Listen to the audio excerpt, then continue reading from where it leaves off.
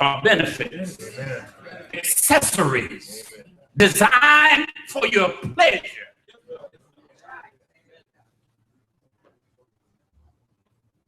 And so I thought maybe this morning I'd talk to you about mercy, but not just mercy, about mercy with benefits. Mercy after God had pronounced swift judgment on the people of God, he made an almost unbelievable promise to Abraham.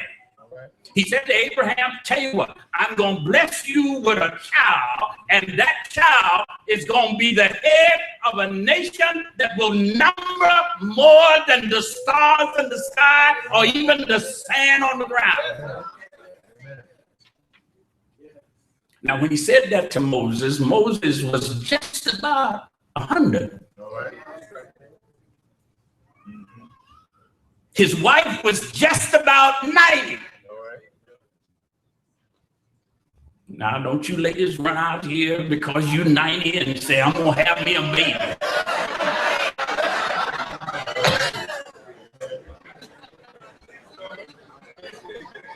Because the book says that Abraham and his wife were past the childbearing age. And God says to them, you're going to have a child. Abraham and his wife said, well, 10 years earlier, they said, well, let's see if we can help God out because he doesn't know what he's doing. So we're going to help him out. And so Sarah says to Abraham, I got this fox. I've got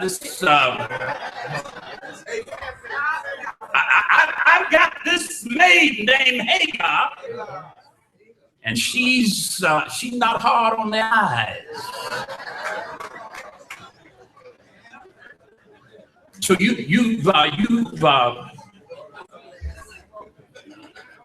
and Abraham took her, and they had a baby and named him Ishmael. And then God said to Abraham, you still don't have the one I promised. You still don't have the one I promised. I promised you one that when I gave that one to you, whoever blessed you would bless him, would be blessed. Whoever cursed him would be cursed, and that everybody would reap benefits because of what I do for him. You can get benefits, so don't be in such a hurry to try to help God out. Amen, my sister, my brother. Listen, sometimes it takes time. You got it. Good barbecue requires you to let it marry. You got to. You don't just take a piece of and throw it on the grill. You got to let it. I'm not talking about. I'm not talking about that. I'm talking about real barbecue. And so God promised Abraham and Sarah that whoever blessed their child would be blessed, and whoever cursed their child would be cursed, and everybody, look at the verse. Look at the verse. All peoples on earth will be blessed through you. And that's all I come to take it. Because you see, Sarah had come to the end of the road. She was at a dead-end street. She was barren. She was a faulty vessel. She was ready to file bankruptcy. And I know a lot of you come to that place in life that you are at your wit's end, and you don't know where to turn, and you don't know where to go, and you don't know anywhere to even try.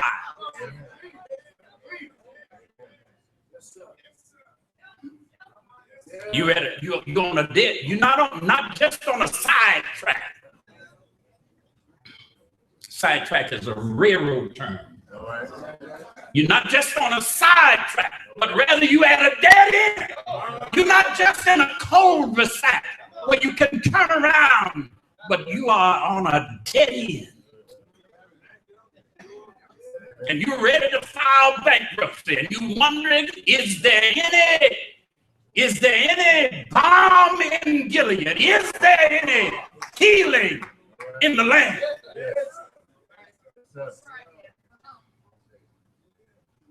Oh, I heard you. You said, but I don't deserve another chance. I know you don't deserve it. Sarah didn't deserve to have no baby. Abraham didn't deserve to have no baby. And surely the people around him didn't deserve to be blessed because of that baby. It ain't your desserts. Excuse me, that's bad English. And we got the college president in the house and the class, and that's bad English, but it ain't.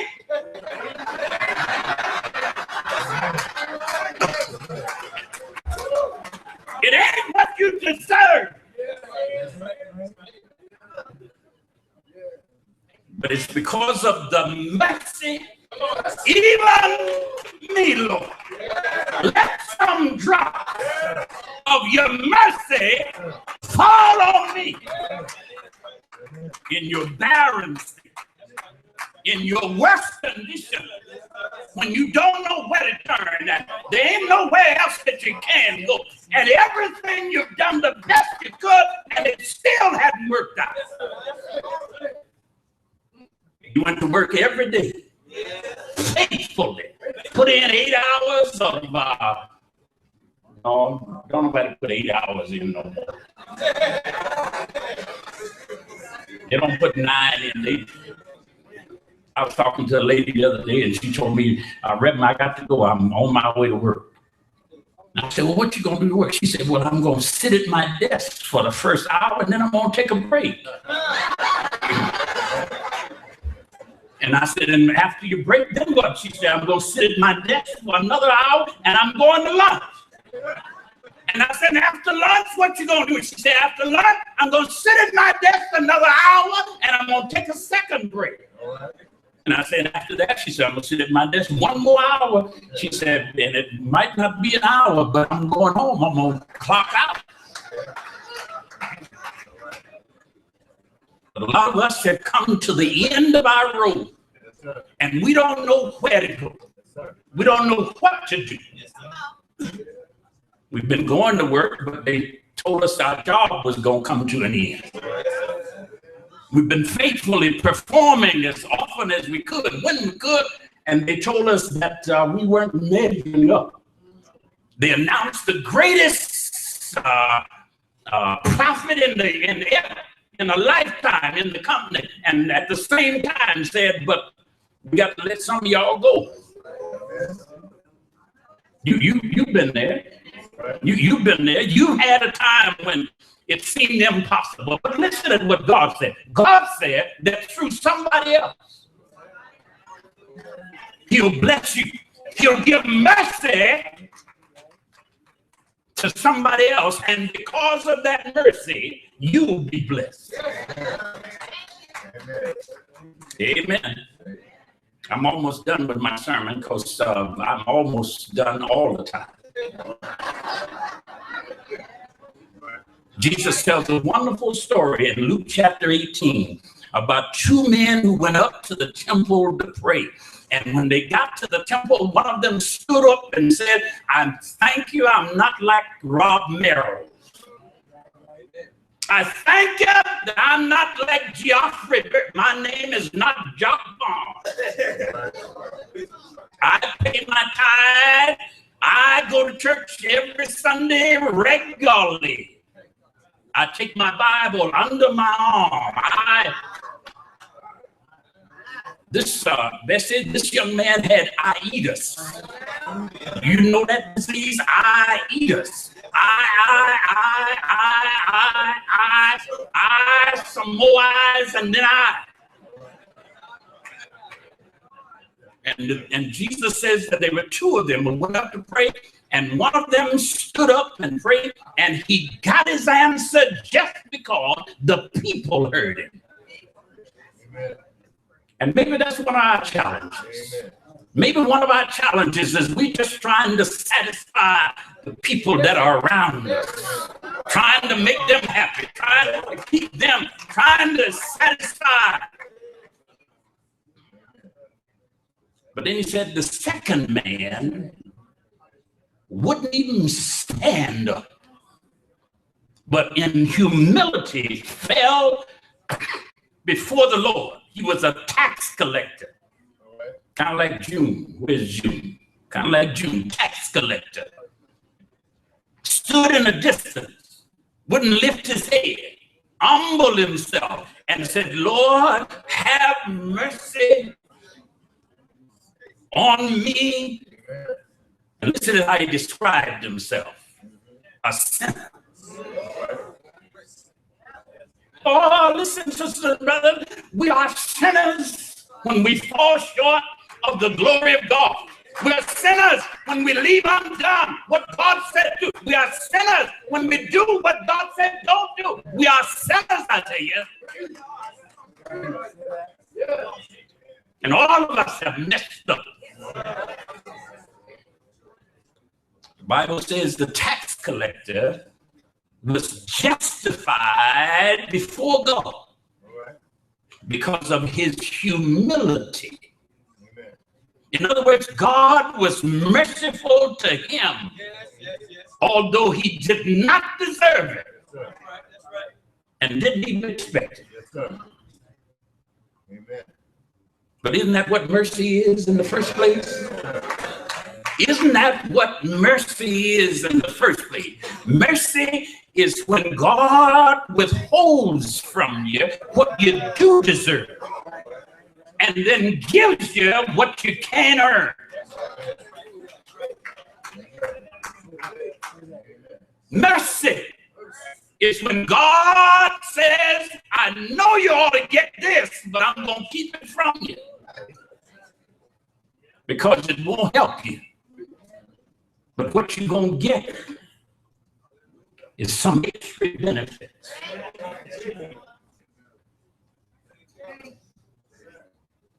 God does things different than you and me. I mean, if that had been me, I would have said, oh, yeah, you're going to get just what you deserve. You stepped on my toe, I'm going to step on yours. You hurt my bunion. Is it a bunion that's on your foot? You hurt my bunion, I'm going. You took my eye, I'm going to take yours. We don't always understand how God's working. But he works, and here's the secret. Here's the secret. God always works with compassion. He cares about us. He wants the best for us. He knows our needs and our wants. And he gives us mercy with benefits. Heals our body and our soul. Helps you out of the ditch, puts you in a motel, pays the bill, and agrees to pay if any more is due. God could judge and could condemn us by the law. He's got a right to it. But instead, he does it by mercy and grace. He helps us up and out and places our slippery feet on solid ground so that we have somewhere to stand. So I'm talking about a God who's got something for you. Mercy. But he's got benefits in the mercy for somebody else. Yes, sir. Yes, sir. Yes, sir. I said I was done a few minutes ago, didn't I? The All-Star game is not on today, is it?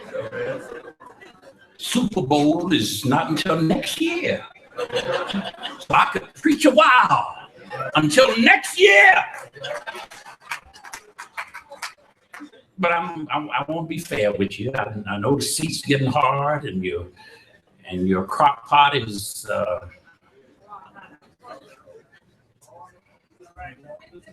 so let me hurry on quick.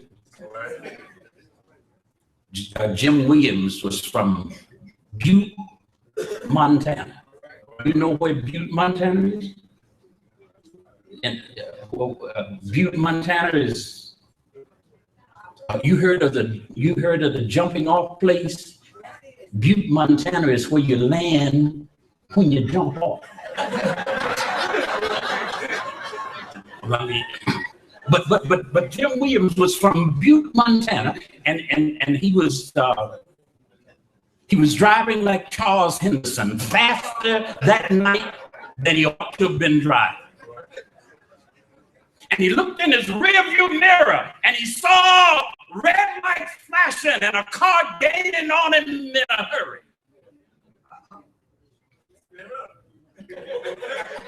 No, Charles is an obedient, good. He pulled over.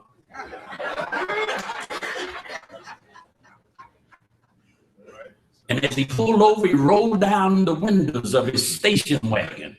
You don't have a station wagon, so we let you go with that.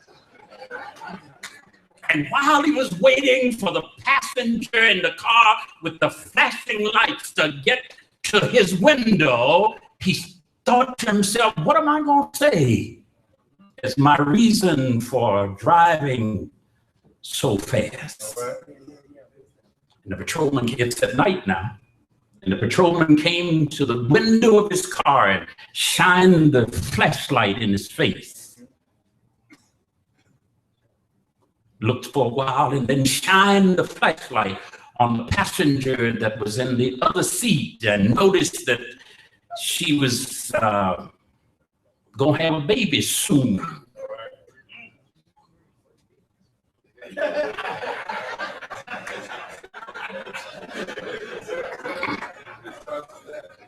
Then he shined the light the third time into the face of the 7-month-old that the pregnant lady had on her lap.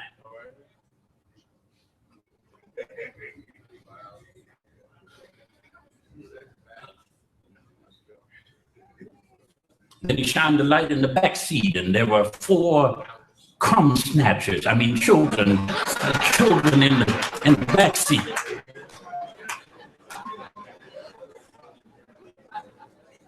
And then behind the second seat, he shined the light and saw 2 dogs that seemed to have been at ease.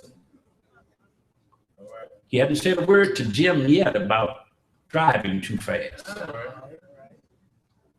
He hadn't asked Jim for his driver's license. He hadn't asked him for his registration. He hadn't asked him if he's got insurance. He hadn't even asked him, is this your car?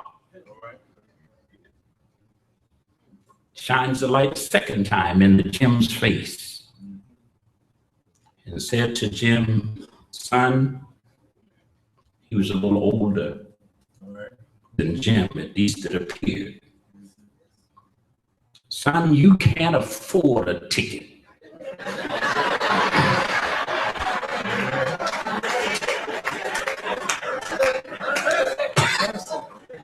Slow down. And then with the methodical walk, he turned, the patrolman did, and walked back to his car and got in and laid his ticket book down and turned his flashing lights off and drove away.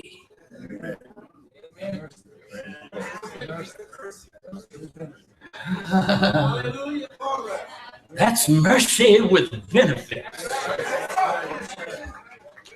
That, my sisters and my brothers, is mercy with benefits.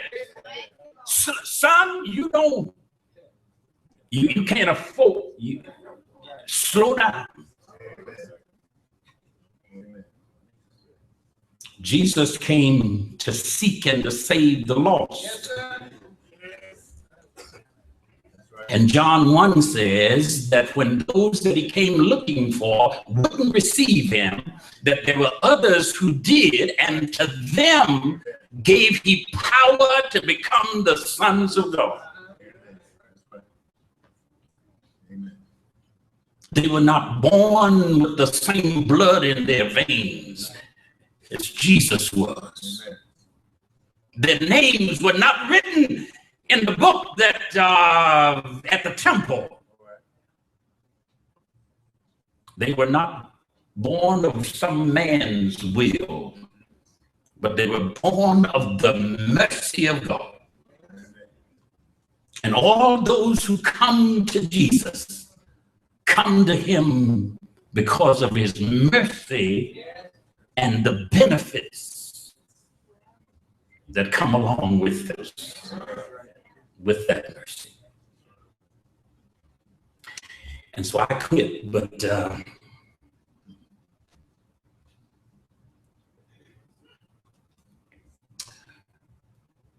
can I be nosy and ask a personal question? Have you received the mercy of God with all of its benefits? One book says, new mercies every morning. One other book said, mercy more plenteous than we could think or imagine. Another book says, mercy with benefits, not just for you, but for those that are around you. Amen. My wife watches television regularly.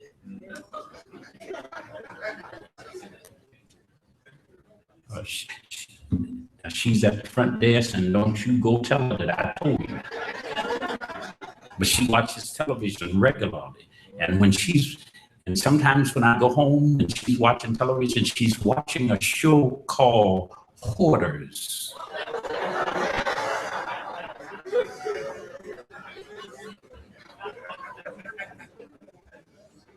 You seen the show, Andre? Hoarders. I mean, they have everything plus. Some of it still have the tags on it. Hoarders. And I believe that the unfortunate thing about many of us who claim to be children of God's mercy are hoarders. And we want to keep it all to ourselves. But I've come this morning to challenge you. Try giving it away. Try riding somebody else in that second seat in the car. Try getting an air conditioner so that somebody else can be cool. Try getting the stereo CD player or is it DVD player? Is that what? That's what the CD player. Try getting one of those for the kids. A DVD. Try getting some accessories that will not just benefit you, but somebody else. Mercy with benefits.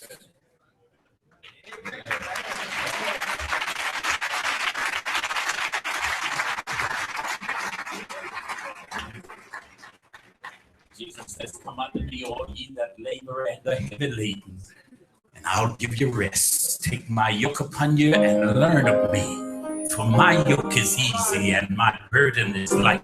Come while the blood still runs warm in your veins. Come this time now to hear what the Master has to say. Oh, praise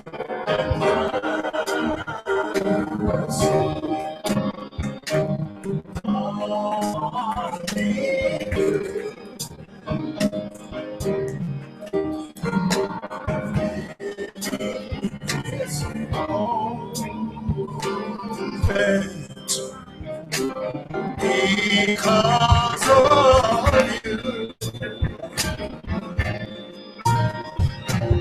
I want to thank you and praise you.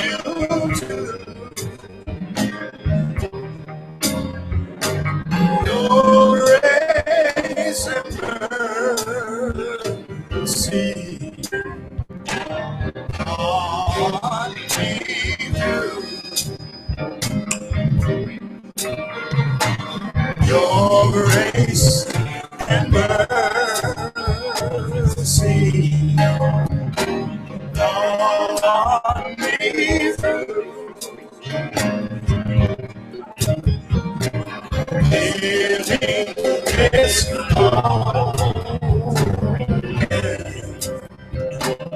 because of you,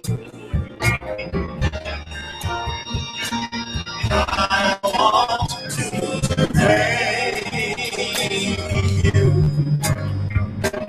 and praise you too. Your grace and mercy. Please be seated. Lord, me through. Come on, say it right.